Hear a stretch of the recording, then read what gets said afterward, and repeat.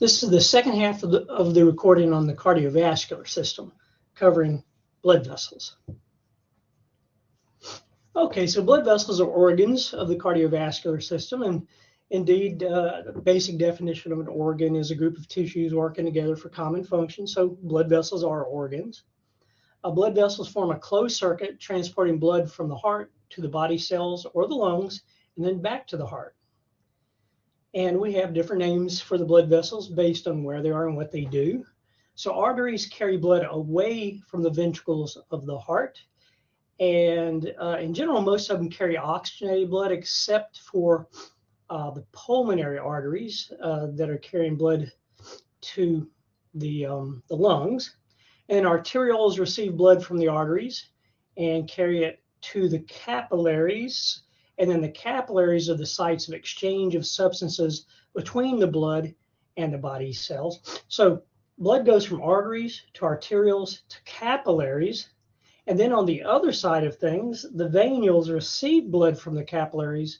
And it's basically a lot of fluids kind of being drained off from the cellular material. And it conducts it to veins. And then veins receive the blood from the venules. And they carry it back to the atria of the heart. Now, the pulmonary veins actually carry oxygenated blood back to the heart as it comes out of the lungs. So again, that's one of the exceptions when it comes to arteries carrying oxygenated blood. Okay, angiogenesis, that's the formation of new blood cells. And it's mainly controlled by vascular endothelial growth factor. It's regulated in the body since excess, deficient, or inappropriate blood vessel formation can cause common diseases. So to promote angiogenesis, the body secretes VEGF, or the vascular endothelial growth factor, in response to blocked coronary arteries. And if it's not sufficient, the VEGF may be able to be delivered in time-release capsules or gene therapy, which delivers the genes encoding VEGF to areas that lack oxygen. And to prevent angiogenesis, tumors, for example, secrete VEGF to nourish themselves. And anti-angiogenesis drugs are used to treat cancer and age-related macular degeneration. So cancers or tumors often create their own vascular system, zapping blood away from other parts of your body. Okay, let's look at each of these types of vessels in a little bit more detail. The arteries are thick, strong wall, thicker than walls of veins. They have three layers: the tunica interna or intima, which is the innermost layer, called the endothelium; the tunica media, smooth muscle and elastic tissue; tunica externa or adventitia, which is the outer layer or connective tissue. And arteries transport blood under high pressure because it's coming out of the heart, and it gives rise to the smaller arterioles. The arterioles are smaller and thinner walled than the arteries, but they have the same three layers of tunics. The walls of middle and outer layers become thinner as the arterioles become smaller and as you go to a capillary. And both arteries and arterioles have the ability to undergo vasoconstriction and vasodilation. Okay, this shows you the basic difference in an artery and a vein, although we haven't talked about the details of the vein yet, but already you can see some major differences looking at this, like the walls being thinner, but a larger lumen. Okay. Now the capillaries, they're the smallest diameter blood vessels. They connect the smallest arterioles and the smallest venules. They're extensions of the inner lining of the arterioles, really. And the walls consist of endothelium, which is a simple squamous epithelium, just one layer. They're semi-permeable. They exchange substances between blood and the tissues. And capillary blood flows are regulated mainly by precapillary sphincters. These are smooth muscles surrounding capillary when it branches off the arteriole or the made arteriole.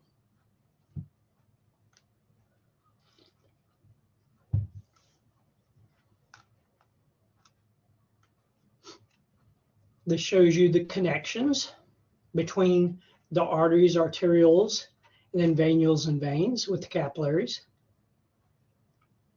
And they show you the precapillary sphincters. Okay, openings in the walls of the capillaries are thin slits found where endothelial cells overlap. The sizes of the openings will vary among the tissues, and permeability is going to vary with the size of the slit. Types of capillaries include continuous capillaries, which have really small openings. These are found in muscle, connective, nervous tissues, and skin. Fenestrated capillaries have large openings in the cell membranes between endothelial cells, and they're found in endocrine glands, kidneys, small intestines. And then the sinusoidal capillaries, let me try that again, sinusoidal capillaries have the largest openings. These are spaces between the cells, which are small cavities, and they're discontinuous, and they're found in the liver, the spleen, and red bone marrow. And so this shows you the structure of a capillary, and these are some electron micrographs.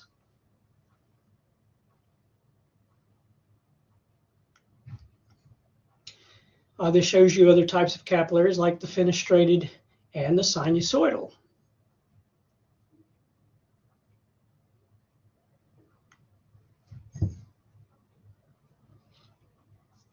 All right, what's the arrangement of capillaries and how do we regulate the blood flow? Well, the higher the metabolic rate in a tissue, the denser its capillary network. Rich capillary supply in the muscles and nerve tissue is found since they use a large amount of oxygen and nutrients. But tissues with lower metabolic rate, such as cartilage, have fewer capillaries. Capillary patterns differ. Some directly connect arterioles to venules. Others branch out into complex networks. Blood flow distribution to the capillaries can change with the situation. During exercise, muscle capillaries receive more blood flow, and digestive system capillaries receive less. Excuse me, and after a meal, the digestive system capillaries receive more blood flow, and muscles receive less. The precapillary sphincters, these are bands of smooth muscle that wrap around the beginning of the capillary, and they help regulate blood flow. Okay, this shows a capillary network between the venules and arterioles. Okay, as far as exchanges in the capillaries. Capillaries exchange gases, nutrients, and metabolic byproducts between the blood and tissues around the cells. The exchange occurs by 4 methods. Diffusion, that's the most important method of transfer. You remember it's simply high to low concentration movement, takes no energy. Lipid-soluble substances are able to diffuse through the cell membrane. Water-soluble substances diffuse through the membrane channels and the slits. Okay, filtration. Hydrostatic pressure forces molecules through the membrane, and pressure is derived from ventricular contraction of the heart.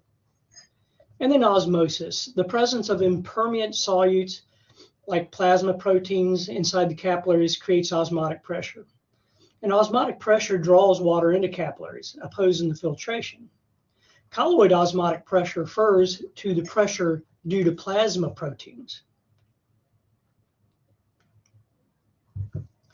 Also continuing with osmosis, at the arteriolar end of the capillary, water and other substances leave the capillary by filtration because hydrostatic pressure is greater there than the colloid osmotic pressure. At the venular end of the capillary, water is reabsorbed into the capillary because colloid osmotic pressure is greater than hydrostatic pressure. So more fluid leaves capillaries at the arteriolar end than returns at the venous end. And lymphatic vessels return excess fluid through the lymphatic system to the venous blood. So all that extra fluid goes to the lymphatics. Okay, another term, transcytosis. Large substances like antibodies and lipoproteins use this method. Substances enter the endothelial cell by endocytosis, and they leave other sides of the cell by exocytosis. Okay, this graphic shows that movement. Here we have blood flow from the arteriole coming in, and it shows the movement of materials into the tissues and maybe the lymphatic capillaries.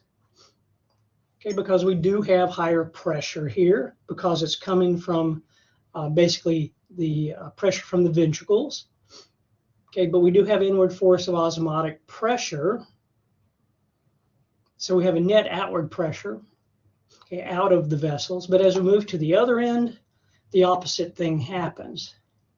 Outward force of the hydrostatic pressure 16 millimeters versus inward at 8. So the inward force of osmotic pressure is 24 millimeters of mercury.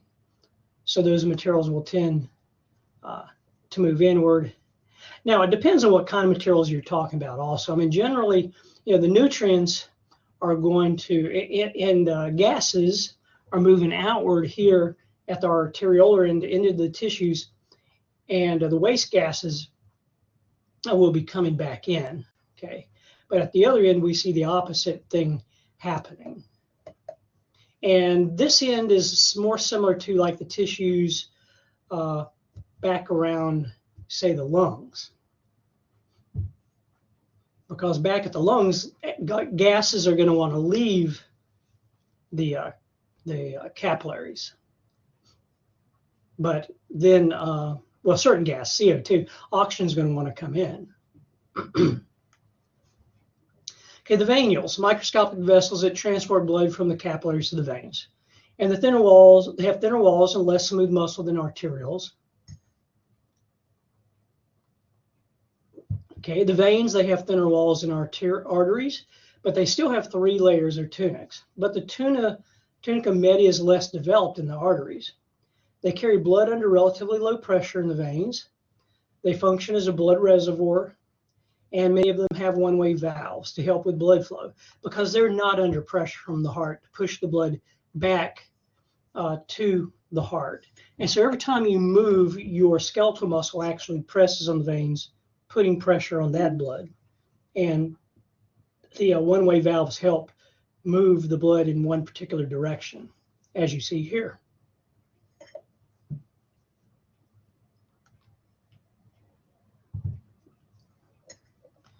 Okay, this shows the percent distribution of blood based on the types of vessels. And as you can see, the systemic veins have 60 to 70%, the lungs 10 to 12%, the heart 8 to 11, the systemic arteries 10 to 12, and the capillaries 4 to 5%. So about 2/3 of your blood are in the veins and venules at any time. Okay, table 15.3 is a good table to get to know. It summarizes what we've talked about. It talks about the difference in structure and function.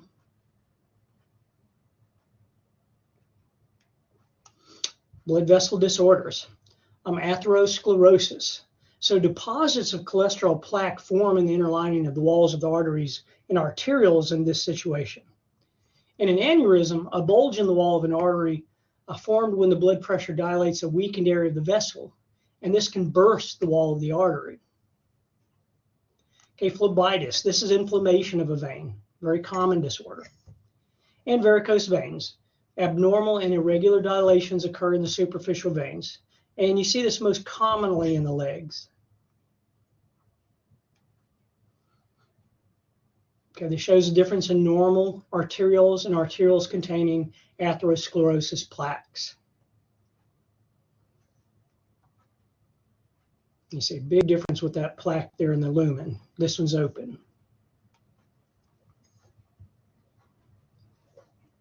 All right, blood pressure.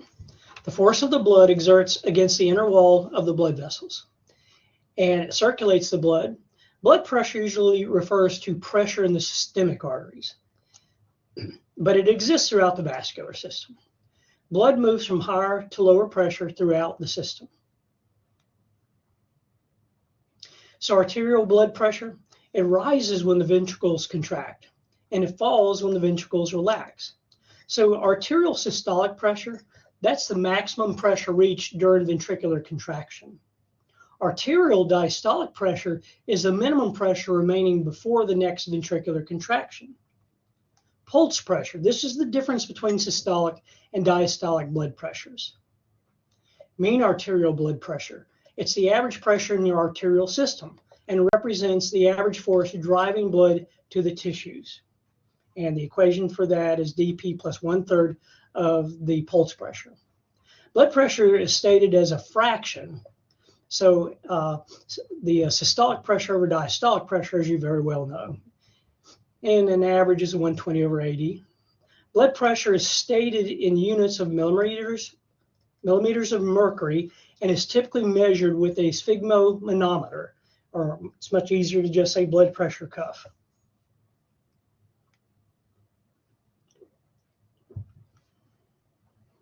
Okay, this shows how blood pressure decreases as a distance from the left ventricle increases. Okay, so you've got more pressure when you leave out of the aorta because it's under high pressure from the ventricles, but obviously as you get on the other side of the capillaries, there's almost no pressure because they are not under pressure from the heart. Okay, there's a lot of different places you can measure arterial pulse, and measuring arterial pulse tells you a lot about what's going on in the body and where there may be issues.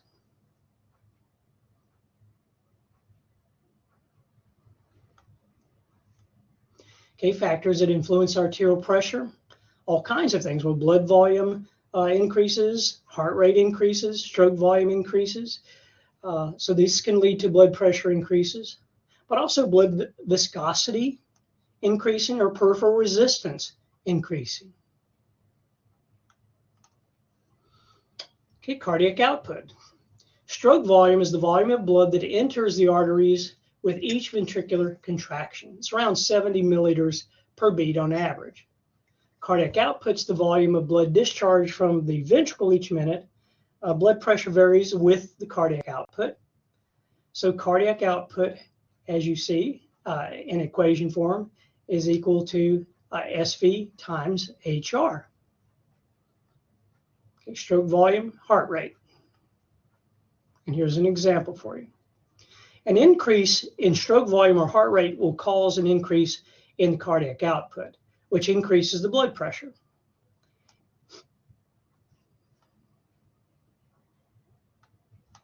Okay, blood volume, the sum of the volumes of plasma and the formed elements. And this varies with age and body size and gender. Usually there's about 5 liters for adults, about 4 to 5 liters in a female, and 5 to 6 liters in a male. It's about 8% of your body weight. Blood pressure is directly proportional to your blood volume. And any factor that changes your blood volume can change your blood pressure. Some examples: decreased blood volume, which could be due to also hemorrhages and other things that decrease your blood pressure. Peripheral resistance, this is the force of friction between the blood and the walls of the blood vessels. Blood pressure must overcome the peripheral resistance in order to flow. Factors that change your peripheral resistance also change your blood pressure. So vasoconstriction of the arterioles, this increases your peripheral resistance, which increases the blood pressure. And when blood is pumped out of the ventricles, the arteries swell. There is a rapid elastic recoil that sends the blood through the arteries against the peripheral resistance in the arterioles and the capillaries. Okay, viscosity. So this is the difficulty with which molecules of fluid flow past each other. The greater the viscosity, the greater the resistance to blood flow. Blood cells and plasma proteins increase the viscosity of the blood. And the greater the resistance to flow, the greater the force necessary to transport the blood, and therefore the greater the blood pressure becomes. Any factor that alters concentration of blood cells or plasma proteins also alters blood viscosity. Examples: anemia lowers the concentration of blood cells, which lowers the blood viscosity, which lowers the blood pressure. Okay, control of blood pressure. Well, blood pressure is a product of the cardiac output and peripheral resistance. So BP equals CO times PR. The maintenance of blood pressure requires regulation of these two factors. Now, cardiac output, product of heart rate and stroke volume. Stroke volume, the difference between the end diastolic volume and the end systolic volume. The end diastolic volume is the volume of blood in each ventricle at the end of ventricular diastole. In systolic volume, That's the volume of blood remaining in each ventricle at the end of ventricular systole. And there's several mechanical, neural, and chemical factors that influence stroke volume and heart rate. Cardiac output is going to be limited by venous return, which is the volume of blood returning to the ventricles. Stroke volume can be increased by sympathetic stimulation. Preload can increase stroke volume. So the higher the end diastolic volume, the greater the mechanical stretch of ventricular myocardial cells, or the preload, and greater the force of contraction that will follow. This is the Frank-Starling law of the heart. Okay, end systolic volume is affected by preload, which we already talked about, and contractility, which is the strength of the contraction at a specific preload, and afterload, which is the force that the ventricles must provide to open semilunar valves to eject blood. Cardiac output, peripheral resistance, and therefore blood pressure are also regulated by baroreceptor reflexes, okay, like cardioacceleratory and cardioinhibitory reflexes. Okay, some other controls of blood pressure. Epinephrine. This is a hormone from the adrenal medulla, which increases the heart rate and cardiac output and blood pressure. Peripheral resistance is derived from changing the arterial diameter, and this also regulates blood pressure.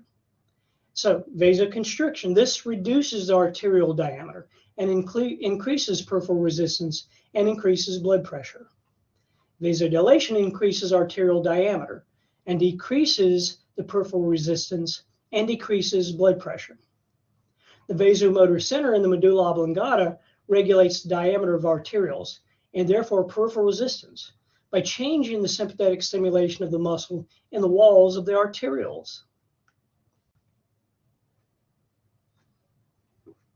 Okay, and this graphic shows you the relationship of blood pressure and cardiac output and peripheral resistance. It shows you, for example, normal blood pressure. If it gets too low, the receptors, with the baroreceptors, would sense the decreased pressure. The autonomic nervous system would activate effectors. For example, the heart rate would increase and stroke volume would increase, and that increases cardiac output. Or peripheral resistance can increase with the same result. And if we have blood pressure too high, again, the baroreceptors sense that. The autonomic nervous system activates the effectors. In this case, peripheral resistance can decrease, or the heart rate can decrease and the stroke volume can decrease, increasing or decreasing the cardiac output. Okay, and this basically shows what we just showed on the previous page.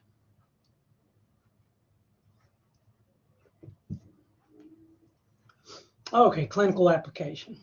Hypertension, high blood pressure.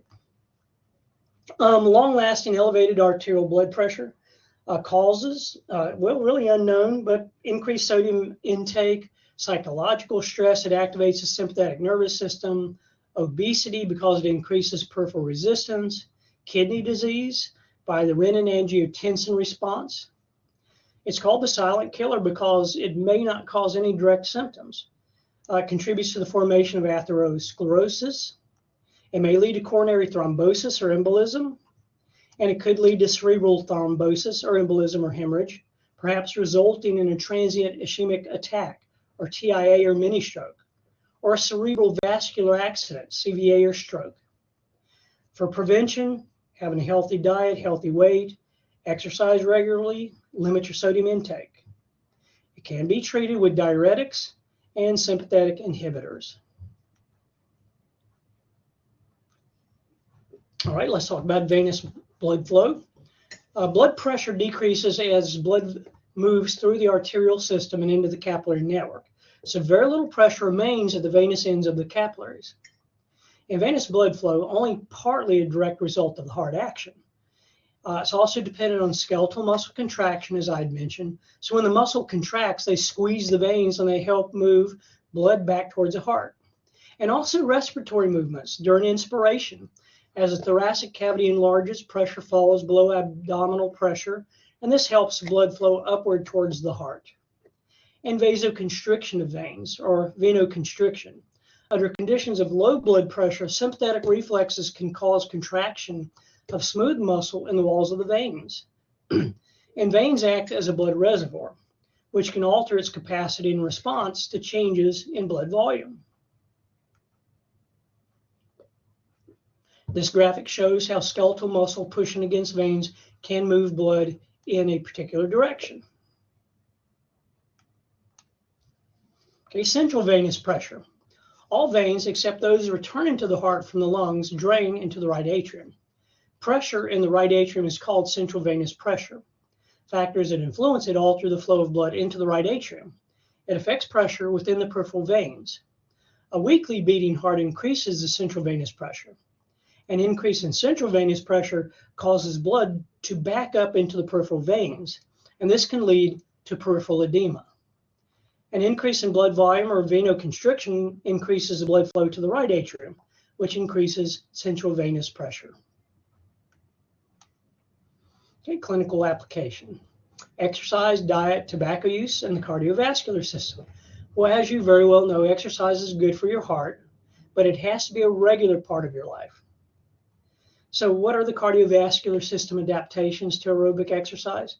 You get increased pumping efficiency, blood volume, hemoglobin concentration, and the number of mitochondria in your muscle fibers. The heart may enlarge 40% or more as the heart muscle mass increases. Your stroke volume increases, and the heart rate and blood pressure decrease. The recommendations from the American Heart Association: moderate intensity aerobic exercise, such as brisk walking, water aerobics, or gardening, in which heart rate is increased to 50 to 70% of its maximum. And you can estimate it by 220 minus your age and this needs to be done for at least 150 minutes per week. So you could divide that over your 7 days or 5 days. Okay, but as long as you get 150 minutes per week. So if you did 30 minutes per day over 5 days, that would get your 150 in. Okay, vigorous activities such as jogging, jumping rope, basketball, swimming laps, in which heart rate is increased to 70 to 85% of maximum for at least 75 minutes per week, is also a recommendation. Okay, the American Heart Association recommendations for a healthy diet include eating a varied diet high in colorful fruits and vegetables, whole grains, and healthy proteins, seafood, nuts, low-fat dairy, lean and plant-based proteins. Limiting your salt, sugar, animal fats, processed food, alcohol. Yes, all the good stuff. It says limit, though. Limiting cholesterol-containing foods, saturated and trans fats, while increasing oily fish containing omega-3 fatty acids, walnuts, soybeans, tofu. And I'll tell you, as someone that had always been used to high-fat and sugar diet, my wife and I went on we hate to call it a diet because it should really be a regular part of your living as opposed to call it a diet. So we were able to really cut back on the amounts of sugars and fats in our diets. And it's amazing within just a couple of months how you really get used to that and you actually start craving better foods. Smoking and vaping, harmful to the cardiovascular health. It's a major cause of cardiovascular disease. It can cause thickening, narrowing of blood vessels, increases blood stickiness and the risk of blood clots and atherosclerosis. Yes, even vaping. And so you should live free of tobacco, nicotine, secondhand smoke. And this will lower your risk of atherosclerosis. And I know that things like nicotine are extremely addictive and hard to wean yourself off of. But you will live a lot longer and a lot happier life. I've seen too many people die in terrible ways as a result of those habits. Okay, pulmonary circuit movement now. So we go from the right ventricle to the pulmonary trunk, the right and left pulmonary arteries, the lobar branches, then you have repeated divisions. You go to pulmonary arterioles, the alveolar capillaries, and then the pulmonary venules and veins, and back to the left atrium. Blood in the pulmonary arteries and arterioles is low in oxygen and high in CO2. Okay, gas exchange occurs in the pulmonary or alveolar capillaries. Blood in the pulmonary venules and veins is rich in oxygen and low in CO2. The systemic circuit is oxygen-rich blood moving from the left atrium to the left ventricle. Contraction of the left ventricle sends blood into the systemic circuit. From the left ventricle, you go to the aorta, then all arteries and arterioles leading to the body tissues, the systemic capillaries, the systemic venules and veins, and then back to the right atrium. And this graphic shows that whole circuit, I suppose. Okay, the arterial system. So we begin with the aorta. It's the largest diameter artery in your body. Portion is attached to the heart is the aortic root. The main portions include the ascending aorta, the aortic arch, and the descending aorta, which contains the thoracic aorta and the abdominal aorta. The aortic semilunar valve lies at the root. Swellings near the valve cusps are aortic sinuses. The left and right coronary arteries begin at the aortic sinuses. The aortic bodies, these are baroreceptors in the aortic arch that monitor blood pressure. And then you have the major branches of the aortic arch, the brachiocephalic trunk. It supplies the right side of the head and upper limb. It splits into the right common carotid and the right subclavian arteries. The left common carotid artery supplies the left side of the head and neck. The left subclavian artery supplies just the left arm. The aorta eventually branches into the two common iliac arteries. You have the cerebral arterial circle called the circle of Willis, which is a system which supplies blood to the brain. And it's formed by merging of the internal carotid arteries and the basilar artery, which is formed by two vertebral arteries uniting inside the cranial cavity.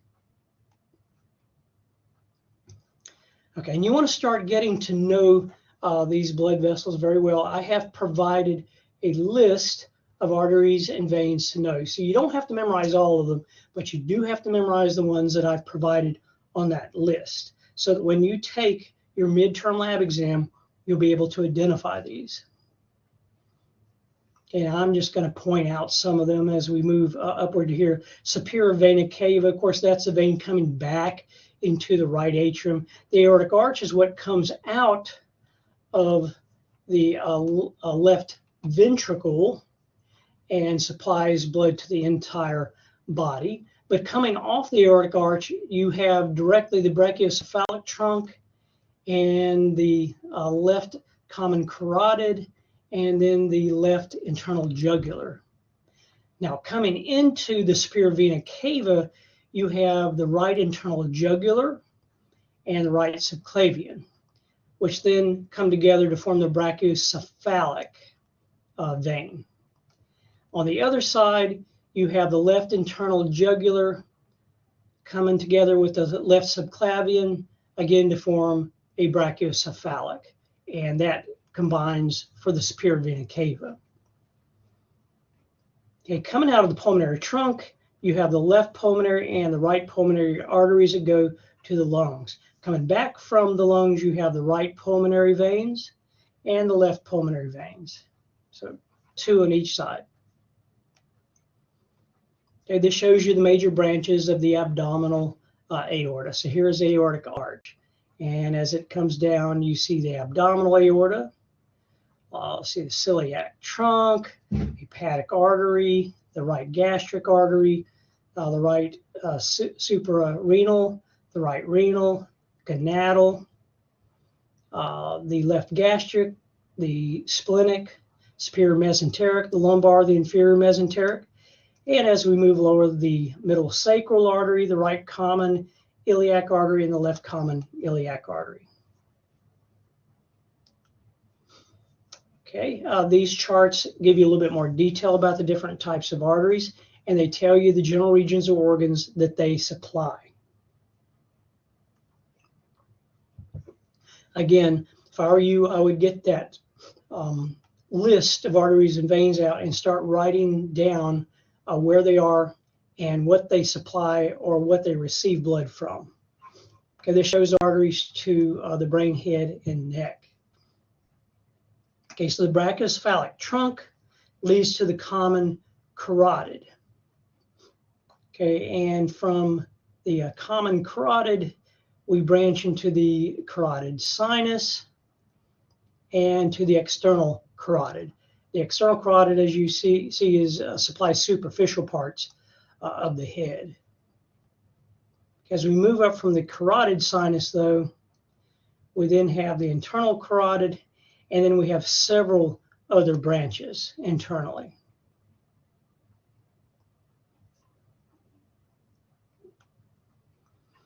Okay, and this shows the cerebral arterial circle going into the brain.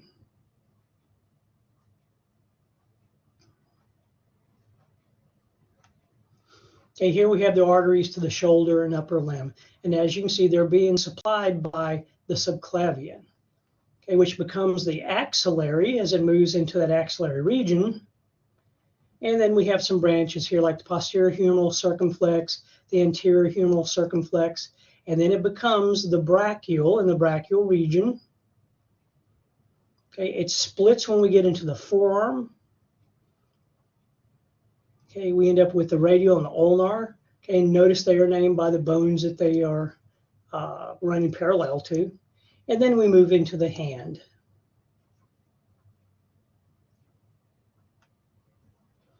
Okay, this shows you the arteries to the thoracic wall, much more specifically. Okay, here we have the posterior intercostal artery that is coming out of the thoracic aorta. Okay, so the thoracic aorta is supplying these areas. And you also have the internal thoracic here. Okay, arteries to the pelvic region, of which certainly there are many. And again, we start from the aorta, okay, and go to the right common iliac, shown here. And then we separate it into the internal and external iliacs that then separate into smaller arteries as well. Okay, arteries of the leg. Again, we start at the abdominal aorta and we move to the, in this case, the right common iliac.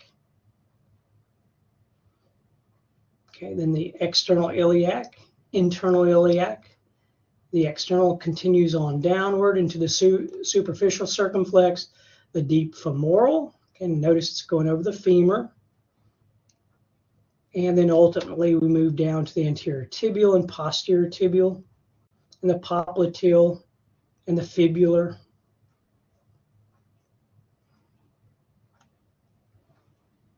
Okay, this shows the major vessels of the arterial system. So you definitely need to know the major ones. Most of these will be on your list. A lot of the smaller ones are not on your list. Okay, characteristics of the venous pathways. Systemic venous circulation returns blood to the heart after exchange of gases, nutrients, and waste between the blood and cells. Vessels of the venous system originate from the merging of capillaries into venules, venules into small veins, and a small vein into larger ones. Unlike the arterial pathways, those of the venous system are difficult to follow due to irregular networks and unnamed tributaries. Pathways of the larger veins usually parallel the arteries of the same name, though. All systemic veins converge into the superior and inferior vena cava eventually and return to the heart through the right atrium. Okay, so when we talk about veins, we always talk about where they start, as far as where they collect blood from to begin with and work in the opposite direction of arteries. So here it shows the venous sinuses, the vertebral veins, right external jugular, the anterior facial, and let's see, the right internal jugular is a larger vein that comes down from the central part of the head and joins where the right axillary comes in to form the right brachiocephalic, going back to the heart. Okay, veins from the upper limb, shoulder, abdominal, and thoracic walls. So two systems of veins drain the upper limb and shoulder. You have a deep set of veins. So the digital veins will go to the radial and ulnar veins, which then go to the brachial veins. Okay, so we're talking about the arms here. Superficial set of veins also. Anastomoses are found in the palm and wrist. Basilic and cephalic veins are there that collect from the anastomoses. The basilic vein joins the brachial vein, and the cephalic vein joins the axillary vein. Veins that drain the abdominal and thoracic walls include tributaries of the brachiocephalic and the azygos veins. The azygos vein drains directly into the superior vena cava. Okay, that's shown here. So here you see the ulnar and radial veins, so named similarly to the artery. We have the cephalic, joins here at the median cubital, and then to the basilic. Then we have the brachial that come together to form the axillary. And when the axillary comes together with the cephalic, we get the subclavian. And these are veins from the thoracic wall. As you can see, we have the axillary vein under both arms that feeds to the subclavian on the right side, and on the left, well, and on both the left and right, we have the brachiocephalic, but on the left, we have the cephalic coming into the brachiocephalic. On the right, it's subclavian, okay? And then, of course, eventually they feed the superior vena cava. Okay, veins from the abdominal viscera. The portal veins, they're unusual in that they do not transport blood directly to the heart. They filter blood through two sets of capillaries instead of the usual one set. One set of capillaries performs a unique function in the body. So examples, the hepatic portal system and the renal portal system. The hepatic portal system is a unique venous pathway that drains the abdominal viscera. Blood from the capillaries in the stomach, intestines, pancreas, and spleen drain into the hepatic portal vein, which transports it to the liver for processing before it's delivered to the inferior vena cava. The liver adjusts the nutrient concentrations before the blood enters the general circulation. And after passing through the hepatic portal system, the blood drains out of the liver through the hepatic veins and enters the inferior vena cava. Other veins drain directly into the inferior vena cava. Okay, so you see lots of places where the blood is draining from. Okay, it's draining from the large intestines here, from the stomach,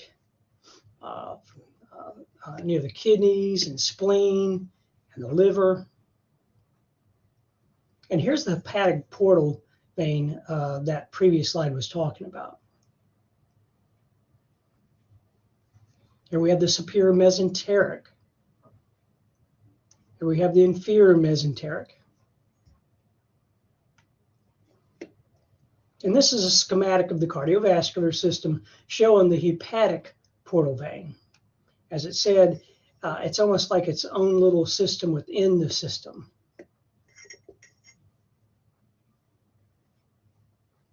And the hepatic portal vein in this picture is actually shown here, this diagram. Okay, veins from the lower limb and pelvis. Blood from the lower limb drains into the deep and superficial groups of veins. A deep set of veins includes the veins in the foot. They go to the anterior and posterior tibial veins, then to the popliteal vein, to the femoral vein, and then to the external iliac vein.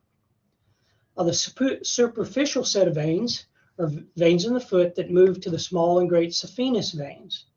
And the great saphenous vein is the longest vein in the body. Okay, so here you see the veins moving up from the feet. Here you see the small saphenous vein moving upward. Here you have the anterior tibial vein. Here we have the popliteal. Here we have the great saphenous. Here we have the femoral. And then we move up to the external iliac. and the common iliac, and eventually into the inferior vena cava, back to the heart. And this shows major vessels of the venous system. And most of these are probably on your list as well. Okay, as usual, we talk about lifespan changes in this particular book. Cholesterol deposition in the blood vessels may start happening. You get narrowed coronary arteries. The heart may shrink slightly or enlarge due to disease. A proportion of the heart consisting of the cardiac muscle will decline. You get an increase in fibrous connective tissue of the heart. You get an increase in adipose tissue of the heart. The heart valves in the left ventricular wall may thicken. You have an increase in systolic blood pressure. You get a decrease in resting heart rate. The lumens of the large arteries will narrow as the arterial walls thicken, and you get a decrease in arterial elasticity. Okay, molecular causes of cardiovascular disease. So you have both environmental and hereditary factors that contribute to cardiovascular disease. Some examples. In Marfan syndrome, this is a connective tissue defect. It involves an abnormal type of the protein fibrillin, which can weaken the wall of the aorta. It can result in bursting of the aorta and sudden death. In familial hypertrophic cardiomyopathy, which is a myosin defect, you have an inherited overgrowth of myocardium caused by abnormal myosin chains in the cardiac muscle, and this can result in sudden death. In inherited deficiency of a mitochondrial enzyme that breaks down fatty acids, heart failure results from the inability to break down long-chain fatty acids and use them for energy. So cardiac muscle uses fatty acids as a primary energy source. In familial hypercholesterolemia, you have abnormal low-density lipoproteins receptors on the liver cells. And they do not take up the cholesterol from the blood. This results in high cholesterol and coronary artery disease. And speaking of coronary artery disease, this is a disease involving deposition of cholesterol plaque on the inner walls of coronary arteries. And remember, these are the vessels that supply the heart tissue itself. It leads to obstruction of coronary arteries, oxygen deficiency in the cardiac muscle, and often it's accompanied by high serum cholesterol and hypertension. It often causes pain in the chest upon exertion called angina pectoris, a major contributing factor to myocardial infarction or heart attack. And treatments include percutaneous transluminal coronary angioplasty, and coronary bypass surgery may be necessary. And that's the end of our discussion on blood vessels.